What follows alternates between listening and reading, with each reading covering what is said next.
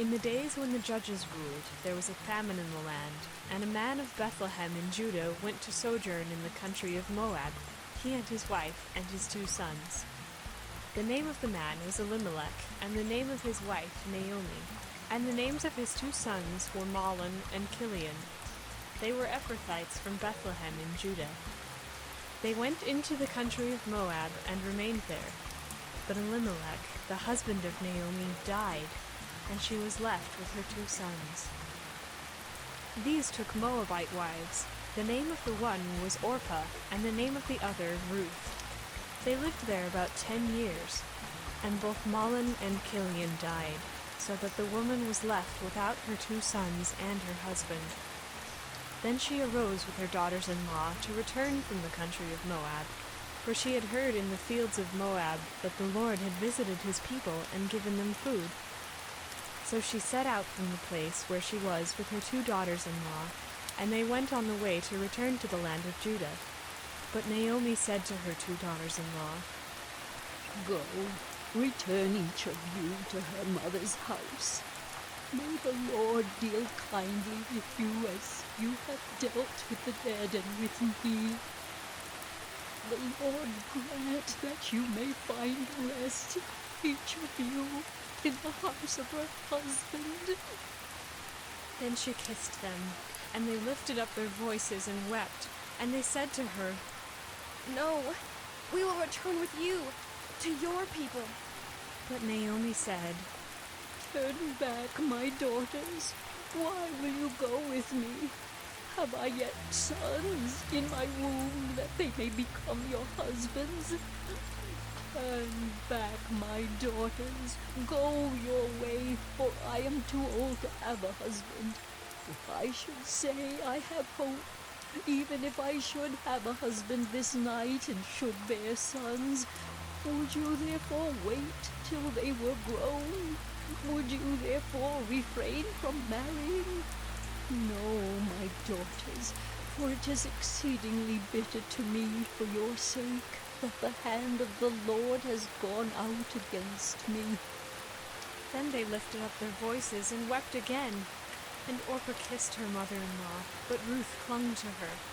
And she said, "See, your sister-in-law has gone back to her people and to her gods.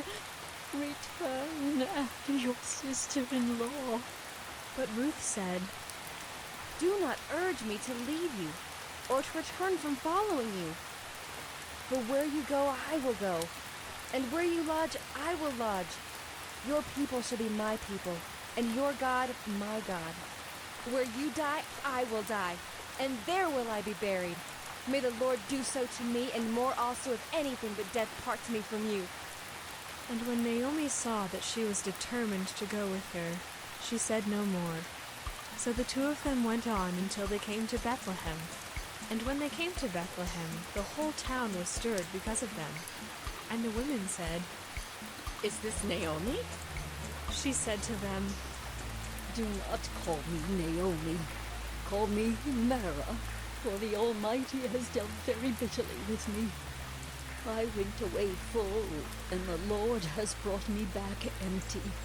Why call me Naomi when the Lord has testified against me, and the Almighty has brought calamity upon me?" So Naomi returned, and Ruth the Moabite, her daughter-in-law, with her, who returned from the country of Moab. And they came to Bethlehem at the beginning of barley harvest. Now Naomi had a relative of her husband's, a worthy man of the clan of Elimelech, whose name was Boaz. And Ruth the Moabite said to Naomi, "Let me go to the field and glean among the ears of grain after him in whose sight I shall find favor." And she said to her, "Go, my daughter." So she set out and went and gleaned in the field after the reapers. And she happened to come to the part of the field belonging to Boaz, who was of the clan of Elimelech. And behold, Boaz came from Bethlehem, and he said to the reapers, "The Lord be with you." And they answered, "The Lord bless you." Then Boaz said to his young man who was in charge of the reapers, "Whose young woman is this?" And the servant who was in charge of the reapers answered, She is the young Moabite woman who came back with Naomi from the country of Moab. She said, "Please let me glean and gather among the sheaves after the reapers." So she came, and she has continued from early morning until now, except for a short rest. Then Boaz said to Ruth, Now listen, my daughter. Do not go to glean in another field or leave this one, but keep close to my young women. Let your eyes be on the field that they are reaping, and go after them. Have I not charged the young men not to touch you? And when you are thirsty, go to the vessels and drink what the young men have drawn. Then she fell on her face, bowing to the ground, and said to him, Why have I found favor in your eyes, that you should take notice of me, since I am a foreigner? But Boaz answered her, All that you have done for your mother-in-law since the death of your husband has been fully told to me, and how you left your father and mother and your native land, and came to a people that you did not know before. The Lord repay you for what you have done, and a full reward be given you by the Lord, the God of Israel, under whose wings you have come to take refuge. Then she said, I have found favor in your eyes, my lord, for you have comforted me, and spoken kindly to your servant, though I am not one of your servants. And at mealtime Boaz said to her, Come here, and eat some bread, and dip your morsel in the wine. So she sat beside the reapers, and he passed to her roasted grain. And she ate until she was satisfied, and she had some left over. When she rose to glean, Boaz instructed his young men, saying, Let her glean, even among the sheaves, and do not reproach her. And also pull out some from the bundles for her, and leave it for her to glean. And do not rebuke her. So she gleaned in the field until evening. Then she beat out what she had gleaned, and it was about an ephah of barley.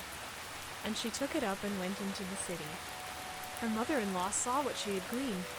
She also brought out and gave her what food she had left over after being satisfied. And her mother-in-law said to her, Where did you glean today? And where have you worked? Blessed be the man who took notice of you. So she told her mother-in-law with whom she had worked, and said, The man's name with whom I worked today is Boaz. And Naomi said to her daughter-in-law, May he be blessed by the Lord, whose kindness has not forsaken the living or the dead.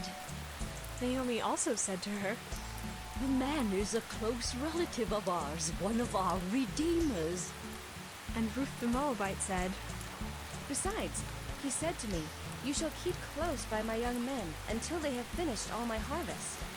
And Naomi said to Ruth, her daughter-in-law, It is good, my daughter, that you go out with his young women, lest in another field you be assaulted.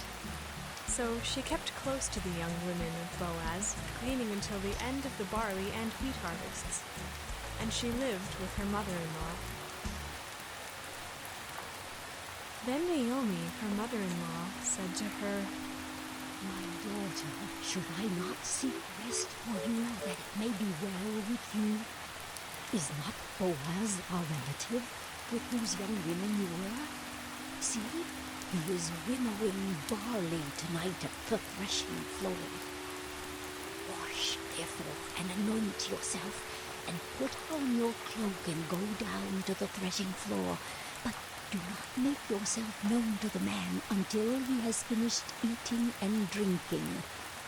But when he lies down, observe the place where he lies, then go and uncover his feet and lie down, and he will tell you what to do. And she replied, All that you say, I will do. So she went down to the threshing floor and did just as her mother-in-law had commanded her. And when Boaz had eaten and drunk, and his heart was merry, he went to lie down at the end of the heap of grain. Then she came softly and uncovered his feet and lay down. At midnight the man was startled and turned over, and behold, a woman lay at his feet. He said, Who are you? And she answered, I am Ruth, your servant. Spread your wings over your servant, for you are a redeemer. And he said, May you be blessed by the Lord, my daughter. You have made this last kindness greater than the first, in that you have not gone after young men, whether poor or rich. And now, my daughter, do not fear. I will do for you all that you ask, for all my fellow townsmen know that you are a worthy woman. And now it is true that I am a redeemer, yet there is a redeemer nearer than I. Remain tonight, and in the morning, if he will redeem you, good, let him do it. But if he is not willing to redeem you, then, as the Lord lives, I will redeem you. Lie down till the morning. So she lay at his feet until the morning, but arose before one could recognize another. And he said, Let it not be known that the woman came to the threshing floor. And he said, Bring the garment you are wearing and hold it out. So she held it, and he measured out 6 measures of barley and put it on her. Then she went into the city, and when she came to her mother-in-law, she said, How did you fare, my daughter? Then she told her all that the man had done for her, saying, These 6 measures of barley he gave to me, for he said to me, You must not go back empty-handed to your mother-in-law. She replied, Wait, my daughter, until you learn how the matter turns out, for the man will not rest, but will settle the matter today.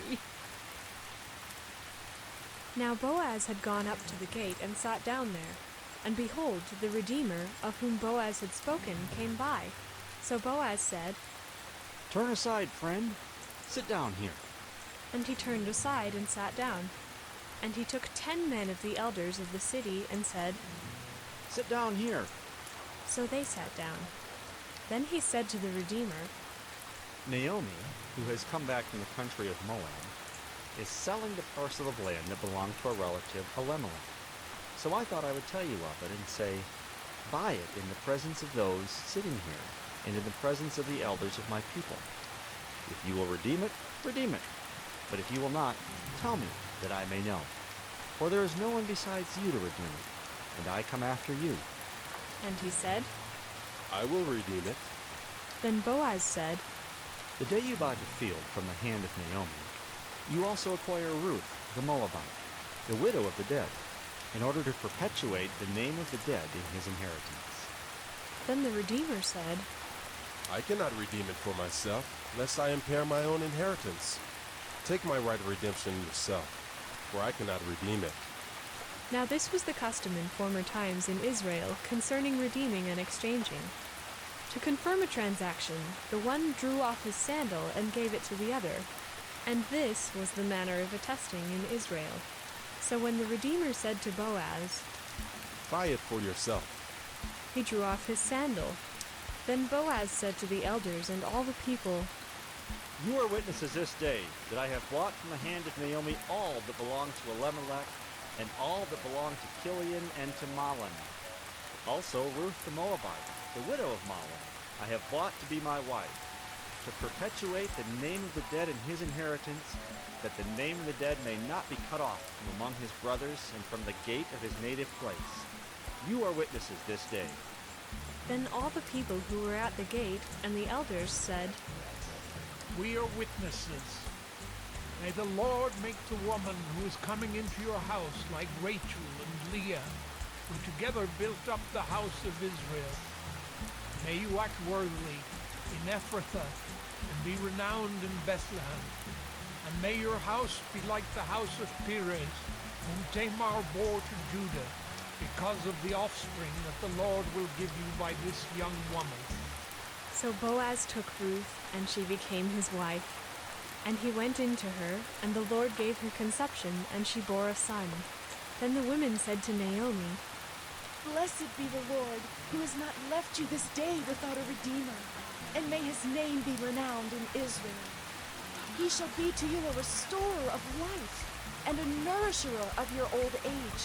For your daughter-in-law who loves you, who is more to you than 7 sons, has given birth to him.